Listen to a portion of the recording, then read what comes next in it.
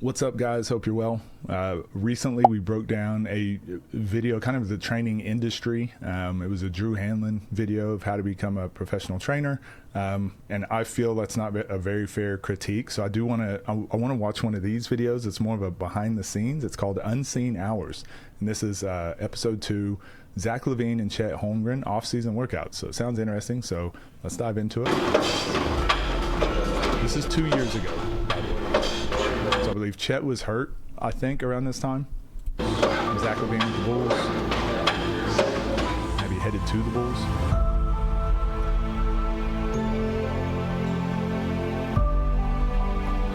Yeah, I mean, this is what I do. It's what I love to do, and you know, I want to be great at it.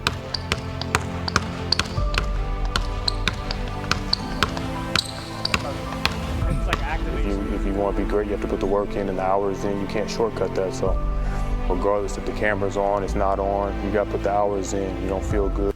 Regardless if the camera's on, meanwhile the camera's on recording. This sort of stuff, I think this is where there's a huge disconnect with like the training industry and players. So people are going to see this and be like, I need to work on that. They're probably working on something very specific to Zach LaVine. This is where I think trainers, I don't know Drew, but I can assume if he wasn't good, people most likely wouldn't keep hiring him. Yeah, he's probably pretty decent at what he does. I'm assuming this is like a tailored workout specifically for Zach LaVine. So you can't just watch these workouts and be like, ooh, I need to practice that, or I need to work on that. We saw it with Shea. I don't know if I'm going to post the video, but there's a workout I was watching of Shea, and he's going so like lazily through a lot of his stuff. And I'm like, don't do this workout, kids. Like, this is very specific for him. He's definitely working on his own thing. Like, this is not, don't watch this and think that's how you need to work out. So I think the same thing with a lot of these. This is like behind the scenes. This is like the icing on the cake, right? Like, so far, this is like a documentary almost. It's not teaching us drills and how to work out or the context behind it. Doesn't look like. So we'll watch it, but this is where I think a lot of people get the wrong idea about what training should look like. It's like if you want to be great, you have to put the work in and the hours in. You can't shortcut that. So regardless if the camera's on, it's not on, you got to put the hours in. You don't feel good. You know, good days, bad days, ups and lows. You got to put those hours in. Up here, fake drive. Here. Yep. There it is. You know, overall, I think it's just the word that we've been using. Yeah, very specific to Zach, it looks like. Using is refinement. You know, I'm at the point now where my game is what it is, and I've been playing at this level, just keeping it more and more sharp. Because I'm just constantly trying to get you to react, and then you see what I'm saying? I'm thinking okay, now I got it. On that one shot, MJ was so like. Yes. Yes. Just shot. Yes. So good, Zach. Yes, I'm telling you. And we actually see a lot of this stuff with our one-on-ones, right? Like, these are just so specific little nuances that players have. And a lot of players that we've been watching in our one-on-ones have this naturally. So maybe a player, Devin, was really good with this twitch into a shot, but then he doesn't have some of the other stuff. Maybe someone like Pat is really good at going left and getting the bump and finishing, but he can't do that same thing to the right. This is where an individual trainer comes in, right? When your game is already kind of established, like you have a thing, you know what your strength is, they can come in and add another piece to that. They can add a different perspective. They can add something to that. A lot of people go to trainers and the trainer will have a one-size-fits-all. Everyone, today we're all going to work on this thing. Typically, that doesn't work too well unless you're working on like larger concepts like team or multiple player concepts. If you're just working on one-on-one stuff and it's like, we're all going to work on this, we're all going to do this thing, kind of usually a red flag. From a delay standpoint, that's going to torch him. Okay, so I'm here. Now I don't have it. If you do this, don't have it. Now go. Yes. I might post a clip. I did this quite a bit. A lot of people wondered how, because I wasn't necessarily the fastest or quickest all the time, but I would get around players just because there's so many, you can bounce the ball And there's so many things you can do, like twitch, different speeds, paces to add to your fakes, to layer on top of your fakes. So good footwork is important first. Once you've mastered that, then you can layer your good footwork to be more deceptive. So I might post a clip here. That was really good. Because I knew you were going, but you took off at a different pace than I thought. That was good. This is some frustrating shit right here. Hey, but listen, I'm telling you, once you get it, it's over. Yeah, stop. Thank you. That's good. Do you feel like... Hey, that's unguardable. Very good. Very specific footwork on his fadeaway, not just shooting a fadeaway. You're gonna literally pull the ball out. Oh, this is super underrated. I've never seen any of Drew's stuff, and I always wanted to be a hater from the outside, but seems like he knows what he's talking about. Hey, that's unguardable. You're gonna literally... This right here, super underrated. And I've talked about this on the main channel. One of my biggest pet peeves is when people are training or practicing, they'll be working with people that have these low ankle socks. I'm kidding. That was just random. They'll be working with people that don't point this out. Like, you should also be practicing keeping the ball away from the defense. You should be practicing doing the thing like it's going to be in a real game.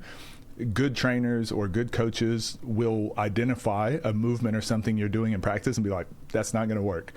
I do that a lot where I'll tell guys, I'm like, hey, that's not going to work in a real game. And they'll be like, but I've seen this person do it, or it's worked for me before. And I'm like, okay, yeah, that's fine. But against a good defender, that's not going to work. This stuff is super underrated. Pull the ball out. So when you get into your shot, yeah, don't get into it like you normally would, close to the body, exposing it to the player, like hold it out. And he probably could do it. And this is one of those things like we as coaches do. Just because we don't do it necessarily doesn't mean like he can't see what Zach needs to do. He's not even necessarily over-exaggerating it properly, but let's see what Zach's... Look how he exaggerated that push out. And it's like those little tiny details are big, because Zach's probably not noticing all this stuff. He's got 90% of the puzzle, but this is where Drew can come in and give those little tidbits here and there and clean up some of the stuff he might be struggling with. Yes. But you see what I'm saying? Also underrated, the amount of people that don't watch coaches and trainers that don't watch game film.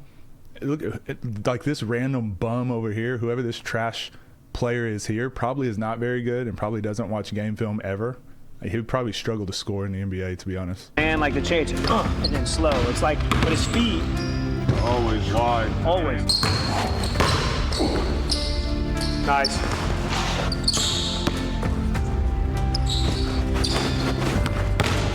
There you go. Back down. Half spins with the shoulder punch.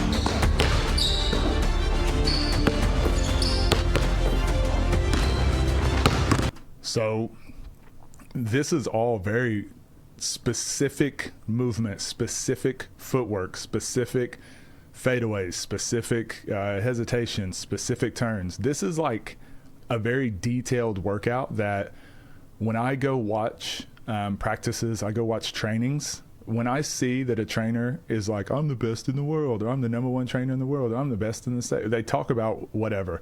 I don't listen to that. I just can't. It doesn't do anything for me, because you can watch in the details of their workouts and see what they're doing. And this level of detail is like really high level. Most workouts, a trainer will talk a lot or they'll coach a lot, but then I'm like watching the things that they're doing. I'm like, they're doing different footwork every single time and you're not noticing it. How are you not noticing that? This, you can tell it's very specific, and he's asking for very specific things. And when I talk about the onside step a lot, or the crossover step, or I'm very pedantic about like footwork, but when a coach is telling you, hey, do this specific footwork to do this thing, and then they can correct you when you're not doing it, or they can notice when you're not doing it the right way, I don't disagree. I'm like, yeah, that's fine. If you teach a crossover step, as long as you know how to teach it, you know when it will work, when it won't work, like the counters to it, I think it's fine to do. I teach the onside step. That's fine too. But I teach both. But I'm just saying, disagreements between coaches and trainers like this, I think, are really important, because there's multiple ways to do things. And if you have counters for each of these and you can master each of these, great. The main issue I see with trainers, though, is they don't know the difference between an onside step or crossover step. Vocabularily, they know the difference. Oh, well, this is a crossover, this is an onside, but they don't know why each of them works. They don't know why you would use each one. And your philosophy of everything else you teach, right? Your drive and your shot and your footwork to get to the basket, all of it's going to build off of your foundation of how you teach players the fundamental footwork, right? So if I teach this fundamental footwork and then your finishes I teach that are kind of over here with these fundamentals, and then I teach your shooting over here, we're working on 3 or 4 different skills, but really your fundamental footwork to drive should go here, and your shooting should go here, and your dribbling and attacking, all of it should layer on top of each other. So then you can combine them in different ways. You don't want them all to be like different, done differently. Your shot footwork is different than your driving footwork, which is different than off the dribble footwork. Like you want it to be all the same.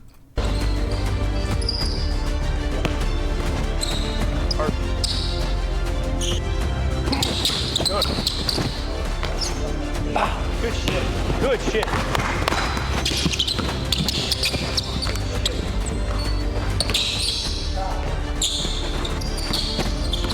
Nice. Good shit, Kev. Yes. That's it right there. You see what I'm saying? Yes, Kev. That's so good. That hang dribble allows you to make decisions. Yeah, hang, dribble, explode.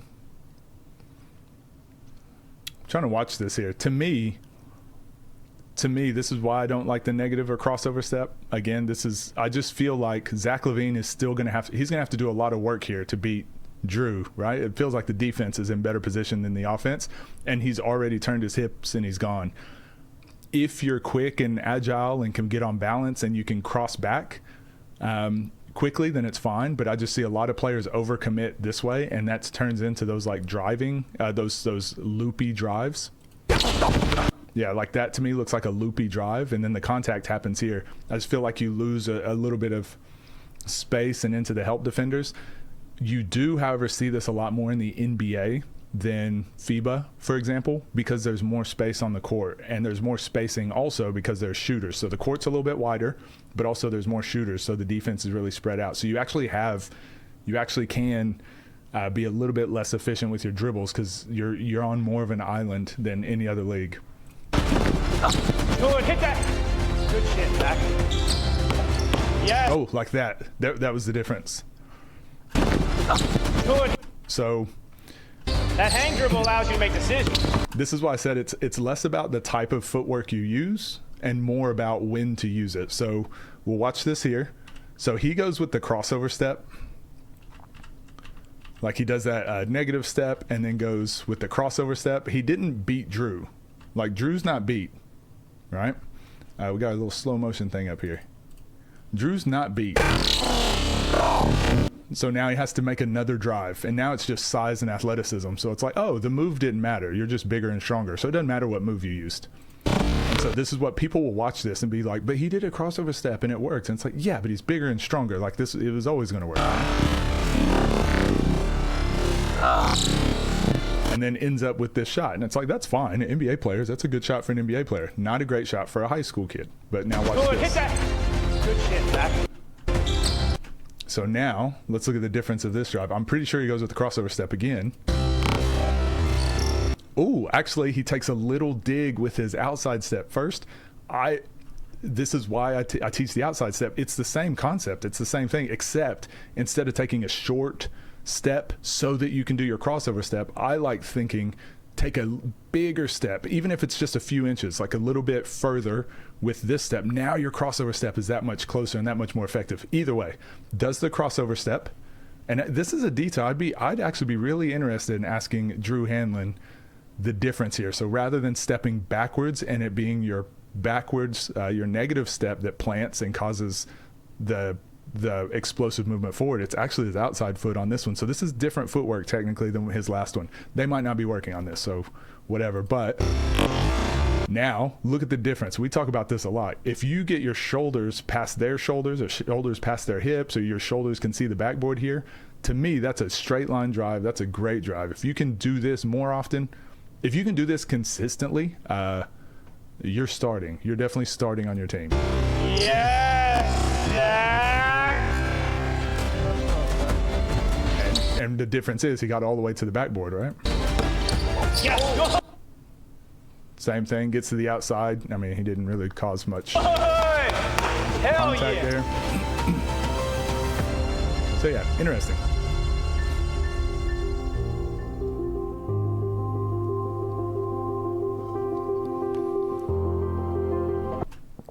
So this is where I think every coach has their specialty and they all have their things, right? And I think the best players in the world, honestly, for anybody, I think the way you improve is like master a technique from someone and then go learn more techniques from other people. I think that's the best way to do it. But there's also some guys that hire a trainer and they stick with that trainer their whole career. It can definitely work. Someone like Chet, someone like Zach Levine, someone like Jason Tatum, I'm pretty sure they've worked with Hanlon for a long time. But to me, I'm like, you're already in the NBA. I think learning some things from other trainers and things to add to your package can really help. Watching this and watching them work on the same thing Zach Levine did, the little twitches, it definitely helps. And this is going to make Chet a better player, right? But I look at Chet and I'm like, I think if he spent more time on strength and conditioning, obviously this is just stuff I'm saying. I don't know what his schedule looks like. More effort into strength and conditioning, more effort into just making open threes, and more effort into just a straight line drive really physically to the basket. I think doing those things would be far better for him than adding all these little extra little bells and whistles, because we watched the playoffs, right? How often did he use this to score, you know? Getting into the mid post and having a package there where you're just like bump and get a little fadeaway. I think doing that sort of stuff would benefit him more. Like I said, I don't know what they are or aren't working on. That's just me thinking out loud. Oh, there you go. Spoke too soon.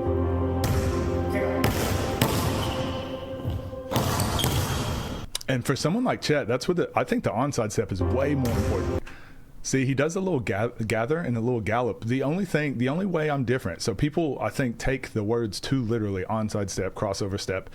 It's all whatever. But the only thing I'm a big proponent of is just loading up on this foot, and you're just reaching and stepping further with this one. So you're actually exploding forward. I think he's injured too, so it might be why it's like this. But exploding forward, like we talked about, getting your shoulders and hips. So you're actually low to the ground, getting your shoulders and hips past the defense and trying to get past them with that first dribble, rather than now that crossover step. Now you're that contact is happening and now you're pushing. I just think start that push on your first dribble. It's a good habit to have.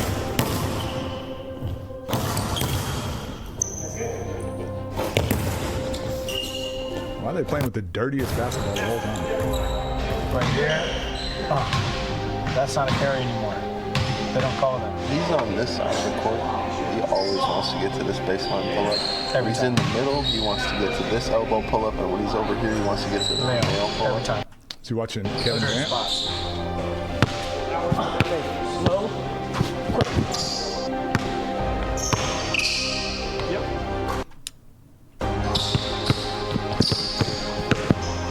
Yeah, I think Chet's advantage is less dribbles, more length on his steps. I think that would help him all the time as well. Now watch what happens. You do this. Because he's so tall and long that, like, just take a really big step, and if they cut you off, now you take a really big step backwards, and that's like a lot of space for anyone to cover. Your gifts are your physical, like how tall and long you are. Once you start adding dribbles and like really trying to shake someone with the move, now you're kind of just putting yourself at the same level as someone that's smaller. Either go or go between the legs. How'd that work out for you? Nice, Chet. Yeah, so this is why. How'd that work out for you? This is why I'm so big on really loading up and stepping by with your first foot if you can. So now you would load up. So you would fake like you're driving with this foot. So outside step, like we talk about, getting outside his outside step. You would load up, but then you would plant just short, and you would now load up on this foot and get this foot outside their outside foot. So that's what I would teach here. Yeah, pretty good. But instead of here, just a little bit closer. So it's just a game of inches. Nice, Chet. But like we always talk about with game slippage, if you can practice it this way, you're building your core, you're building your glutes, you're building you're strengthening your explosiveness in your first step to when you get in a game. It's not going to be perfect, but at least all that stuff is already. Great rep. Triple bump. Right hand, right foot. Nice bump. Good. No, it's just. It's, you got to get to the point where you can just go like this. I'm going. It's here. I'm shot or I'm boom. I'm going. Quick. That's the one. Good little counters in your package.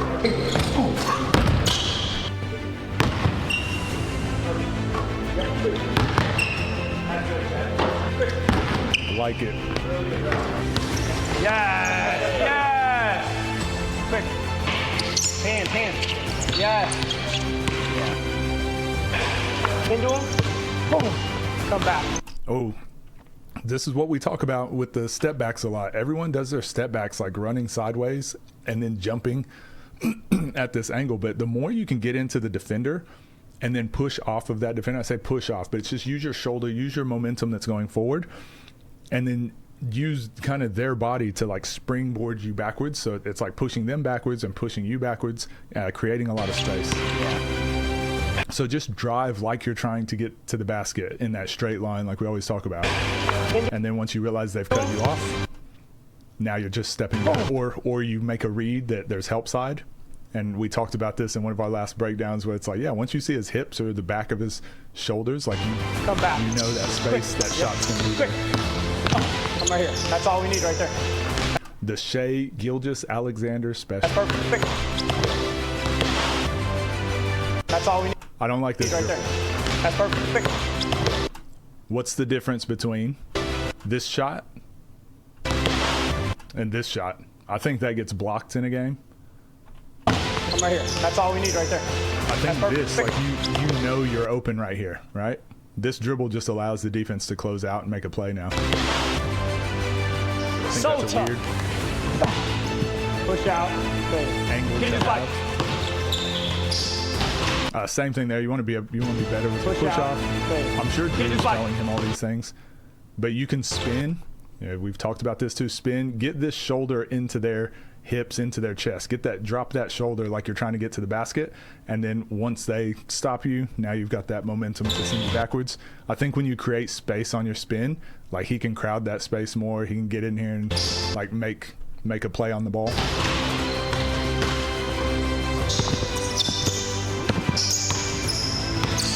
Ooh, there it is. There's our footwork, guys.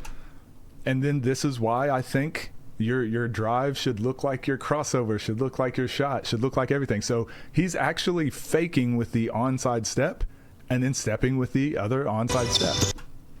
See right here? Onside step. Goes. Onside step. Crosses back with an onside step. There we go. This is, to me, this is why it's so brain breaking that so many coaches teach crossover step, and they'll teach like crossover step into your shot. NBA players need to know multiple different ways, and some players just play. They don't think about these things. If you're athletically gifted over your opponent, you don't really need to overthink it. But when you do start, like, this is why it's important to me, like, why don't we teach it this way so that players can now choose, like, they can beat their player without the athleticism, and if they have the athleticism, now it's just icing on the cake. Nice, Chet. So I would love to have a conversation with Drew about some of these concepts, actually. Like this, yeah, like you were saying. Like this. Like this is how he guards people. He's strong. And we've spoken about this too. Go ask questions. Go ask other players. Go ask other coaches. Everyone thinks it's got to be like a super rivalry and there's a lot of gatekeeping and people aren't going to give you advice, but people like helping. People like seeing other players have success.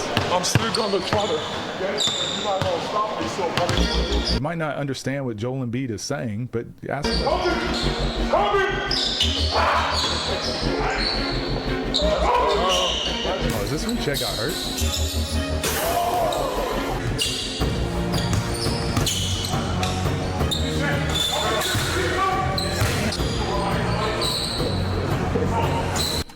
Product of Oklahoma, baby. Trae Young. Let's go.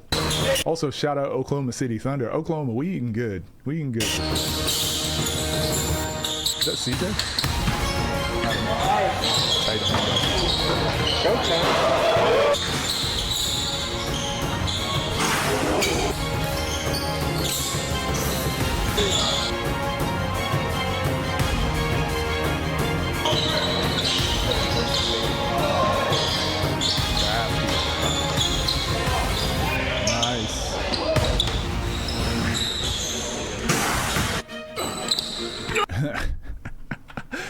My brother's like 6'10", and when he would dunk, he would always dunk and like hang on the rim, and I would be like, dude, don't hang on the rim. It makes it look like he didn't jump high at all. That's how I feel with when Chet dunks it.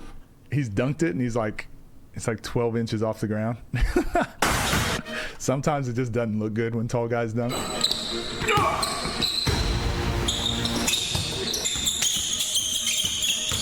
Oh, it's that same footwork. Yeah, he's trying to beat him with his outside foot. Guys, I might have found, whoever suggested Drew Hanlen might have found our new favorite guy. I've wanted to hate on Drew Hanlen so much, just because I see all the online like Twitter beefs and all those things, the drama side of it. I've never reacted or watched any of his training videos. Outside foot sets him up. Outside foot sets him up. Back on balance. Outside foot sets him up. Outside foot again. So this is one of those things where it's like, how many moves do you need? You don't need a lot. You're just trying to get your outside foot outside theirs. And really the game is, I don't know who this defender is. Is this Jacoby White or just some random dude? But in Tatum's mind, he's probably thinking full speed left if I can, full speed right if I can. I want to blow by, blow by, blow by, blow by. He's trying to do this so much, and this defender is like, don't let him blow by, don't let him blow by, don't let him blow by. And he's reacting so many times. But really, Tatum's, it's not a move. People look at this. Most online trainers will see this and be like, oh, you need that tween, tween, tween pull up. No, it didn't work because of tween, tween, tween pull up. It works because his footwork looks like he wants to drive each time. And if you aren't in position, it's going to be a drive. There's so many things happening, but there's not a lot happening. That makes sense. As simple or as complicated as you want to make it. And then this defender is so worried about the drive, the drive, the drive, the drive. Now it turns into space for a pull up. And then it's still a great contest. And then what do we do in America better than anyone else in the world? Tough shot makers. Which, that's a very easy shot for Jason Tatum.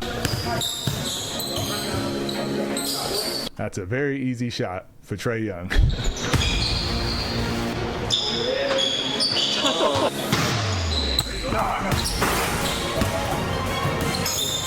Most people, oh, he's doing a little twitchy stuff, outside foot, nice. This is where a lot of people are like, Chet's not very good because he's not as strong as, it's like, duh, of course he's not as strong as Joel is. He did the thing we talked about on the spin, actually created contact, and we talk about this in our one-on-ones, get to an angle straight to the basket. This is why you don't want to drive big left and right, because there's more defense over here, so you got to be able to play in these little angles, in these small spaces. Drive, shoulders facing the backboard, wants to get to the basket. Let's slow it down here. Wants to get to the basket, and then we talk about winning the bump. He's not as strong as Embiid, obviously, so he can't just shoulder him out of the way and dunk it. Joel Embiid probably would. He's got the advantage. He's just going to shoulder him and dunk it. We just saw it once, right? Wasn't a good move. He's just physically more dominant, so he's allowed to play that way. Chet now, win the bump. So spin. Oh, he even got hooked here. I still suggest trying to get, I mean, if he had his hand, but pushing that elbow into Joel Embiid's back, and you can spin actually to the basket.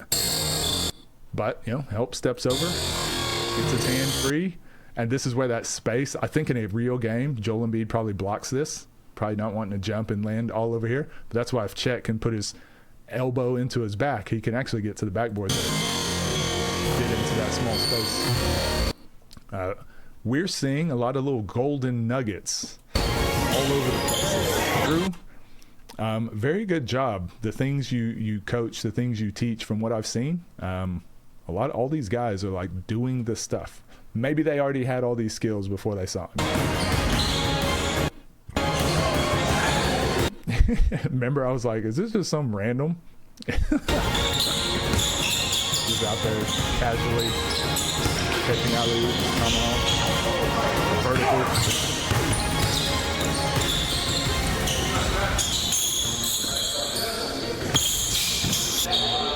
Good arm. That's good.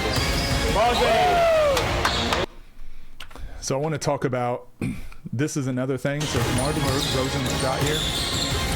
This is why the NBA is on another level, and this is why you should not practice this stuff.